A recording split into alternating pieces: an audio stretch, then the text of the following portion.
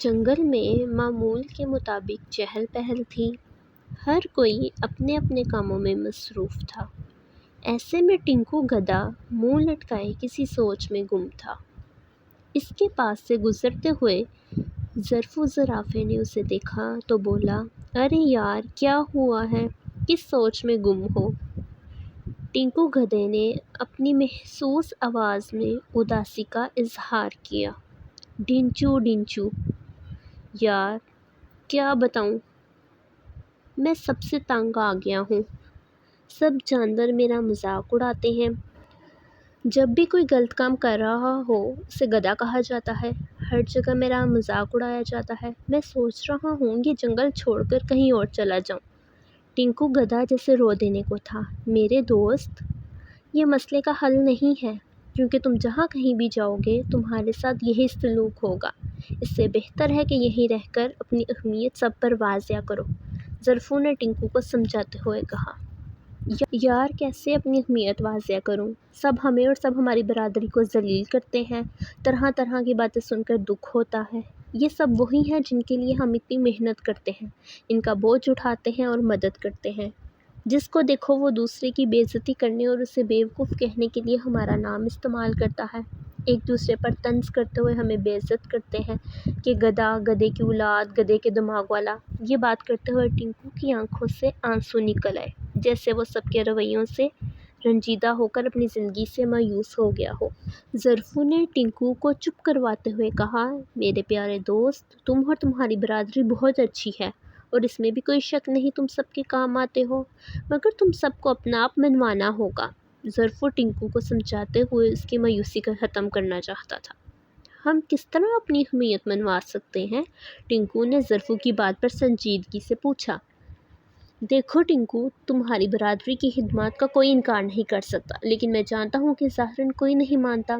اس کے لیے میں تمہیں ایک منصوبہ بتاتا ہوں۔ اگر تم اور سب گدھے اس پر عمل کر لیں تو لوگ تمہیں قدر کی نگاہ سے دیکھیں گے۔ یہ کہتے ہوئے ظرفو ٹنکو کے قریب ہوا اور اس کے کان میں سرگوشی کرنے لگا تاکہ کوئی ان کا منصوبہ نہ سن لے۔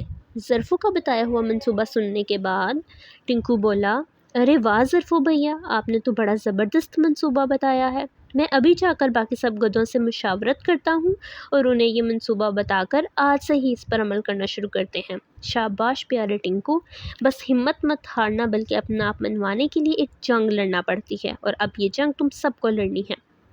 ظرفو نے اس کا جذبہ بڑھایا تو ٹنکو مزید خوش ہو گیا۔ بہت شکریہ پیارے ظرفو، یہ کہتے ہوئے ٹنکو وہاں سے چلا آیا۔ اگلے ہی دن جب بندروں کا ٹولہ انہیں کیلوں کا بوجھ اٹھانے کے لیے لینے آیا تو انہوں نے یہ کہہ کر انکار کر دیا کہ ہم تو گدھے ہیں، ہمیں کام کاج کی عقل ہی نہیں، اس لیے آج سے سب اپنا اپنا بوجھ خود اٹھا کر ڈھوئیں گے۔ یہ سن کر بندروں کو بڑی حیرت ہوئی۔ انہوں نے ایک ایک گدھے کی منت سماجت بھی کی، لیکن کوئی نہ مانا۔ بندروں نے ناراضگی سے واپس چلے جانے کی بات کی تو بھی گدھے بے فکر ہو کر ان کے ساتھ جانے سے انکاری رہے۔ آخرکار بندر نا امید ہو کر واپس چلے آئے اور خود کیلوں کا بوجھ اٹھایا۔ سارا دن کام کرنے کے بعد شام تک ان کی بس ہو چکی تھی۔ پورے دن کی بھاگ دوڑ اور وزن اٹھا اٹھا کر ان کے بدن تھکاوٹ سے ٹوٹ چکے تھے۔ جب سے گدھوں نے سب کی مدد کرنا چھوڑ دیا تھا، ان سب کی عقل ٹھکانے آ گئی تھی۔ انہیں احساس ہو چکا تھا کہ گدھے ان کا کتنا زیادہ کام کرتے تھے اور ہر ایک کی مدد بھی کرتے تھے۔ جب بندروں کو اس بات کا شدید احساس ہو گیا تو انہوں نے جنگل کے ایک ایک جانور سے مشورہ کیا اور انہیں گدھوں کی اہمیت کے بارے میں بتایا۔ ایک دن سارے جنگل کے جانور اکٹھے ہو کر گدھا برادری کے پاس گئے اور ان کے سامنے اپنی شرمندگی کا اظہار کیا۔ ہمیں معاف کر دو، ہم سب بہت شرمندہ ہیں، اب ہم کبھی آپ کا مذاق نہیں اڑائیں گے۔ ہم جان گئے ہیں کہ ہر ایک شے کی اپنی خوبیاں اور خامیاں ہوتی ہیں، کسی کو کوئی حق نہیں کہ کسی کا بھی مذاق اڑائے، ہمیں معاف کر دو۔ گدھوں کو جب پتہ چل گیا کہ سارے جانور اپنی غلطی پر نادم ہیں تو انہوں نے سب کو معاف کر دیا اور دوبارہ مل جل کر رہنے لگے۔ اب کوئی ان کا مذاق نہیں اڑاتا تھا، سب جانور گدھوں سے عزت کے ساتھ کام کے لیے مدد مانگتے تھے اور بدلے میں ان کو اچھا چارہ کھلاتے تھے۔